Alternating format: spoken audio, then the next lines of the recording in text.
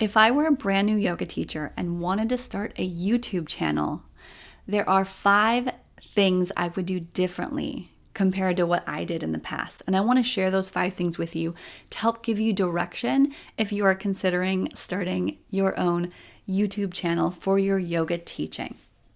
I'm Ashley. I help new yoga teachers with confidence and skills in the realms of technology, yoga sequencing, business, and YouTube. And here today, I'm giving you those 5 mistakes I made or 5 things you can do differently to help you to grow and start your YouTube channel. The first thing, let's just dive right in. The first thing is to get educated. Watch videos like this talking about YouTube. Get educated about the platform. Play around with it, dive in, watch videos as a consumer, leave comments, see where the buttons are. If you have a Google account, you have a YouTube channel as well. You can actually go into it, videos or no videos, and look around a little bit at the YouTube studio if you're familiar with it, or get familiar with it. So really it's just familiarizing yourself with the platform itself. Again, I didn't do this right away. I just started uploading random videos. Yes, I was watching some, but I really didn't set myself up in the way that would have made me successful. I finally changed that within the last couple years, and a lot more YouTube growth with subscribers and views has come from that. Number 2 is to use your first 6, 8, or 10 uploads as a test phase. So this means that you don't need to have a hyper-specific topic that you're teaching on. Instead, test out different topics, different teaching styles, different delivery methods, different kinds of videos to see what is most attractive to your audience. And give each video its entire week to promote it, to talk about it, to share it, to see how it does in time. So you're not uploading 6 to 10 videos all at once. That would never be recommended. I used to do that. Don't do it. Instead, you give a video at least a full week before you upload the next one and the next one. So it's a longer process and we have to be patient.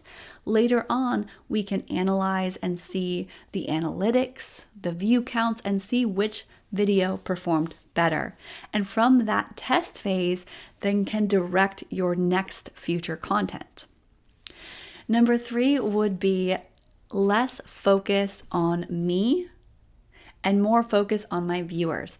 In the past, I used to make videos that were a lot like, look what I just got, and look how cool this is, and I'm doing this cool thing. Watch me, look at my life.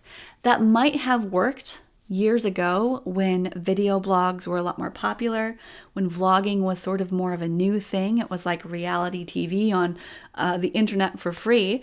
It was actually really cool. That doesn't work anymore.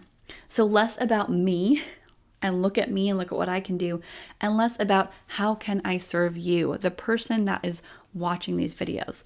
What can I do to best help you? What are the tips? What are the steps that I can share that give you benefit so you don't feel like you're wasting your time? Again, I didn't do that in the past. It was very much a, look what I just got. I want to show you what I bought. I want to show you this yoga practice or this pose. Push that aside and remember that you're there for your viewers. Just like in a yoga class, you're there for your students.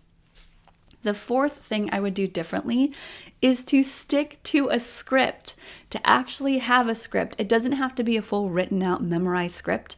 In fact, I'm not memorized anything right now. I have an outline instead, and it's got some basic points to it. Number 1 is a hook.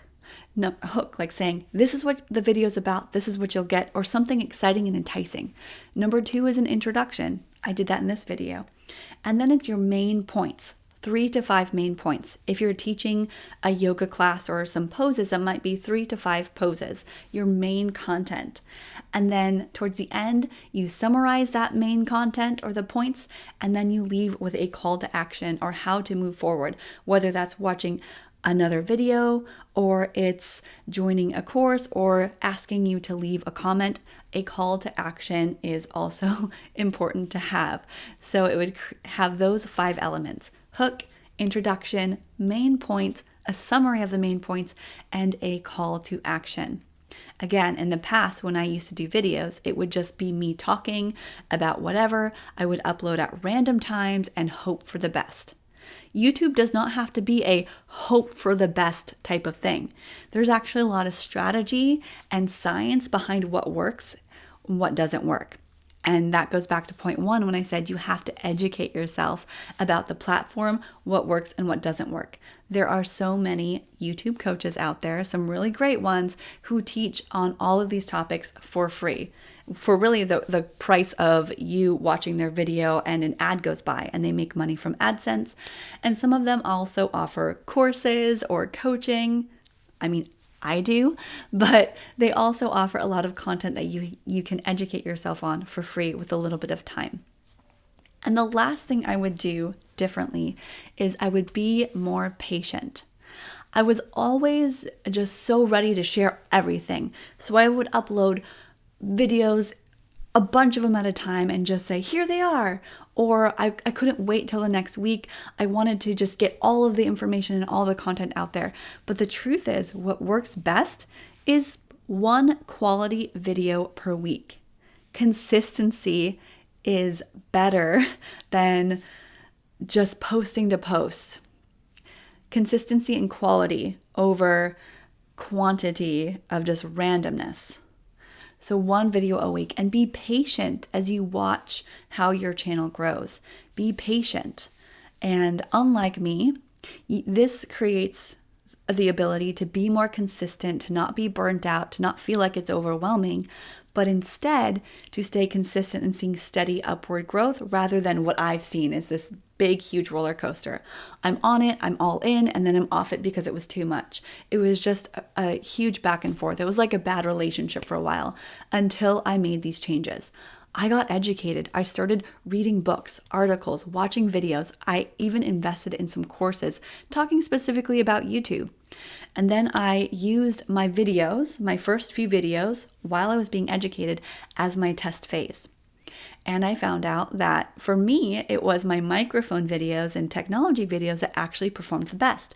I would have not known that had I not had that test phase. So I went down that path of making more videos regarding microphones and technology for yoga teachers. Again, number 3 was less focus on me, more of how I can help and serve you. Number 4, sticking to a script, a proven script, a simple script. Number 5, and being patient. And my bonus tip for you is to have fun with the process. If you find that 4, 5, or 6 videos in, you really don't like making videos, you don't like showing up on YouTube, it's just not something that you have fun with, it's something you dread, it's something you feel like you have to do, don't do it.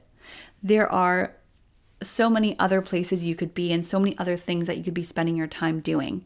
If you are like me though, and you absolutely love posting videos or you think it could be really fun, then let's do this together. So here's my call to action, just like I talked about in the script. I do have a free little guide for you. It's at ashesyoga.com/YouTube. It's a little guide that talks about these tips exactly and also gives you an idea of how to create some content ideas using what I consider and call a content tree. It's just a fun little graphic I made and it's in a PDF that you can download. It gives you an idea of how I went down the rabbit hole of a couple topics that seem to be performing well in my test phases and also gives you a template to create your own. So check that out at ashesyoga.com/YouTube. And I hope these tips were very helpful for you. And if at any time you want to leave a comment, hit the like button. That's awesome. If we can get more yoga teachers out into the world of teaching yoga, it's going to be a more peaceful, serene, and stress-free place. And that's my goal too. My overall goal is that I can help you as a yoga teacher to get out there and actually teach so that we can create more world peace.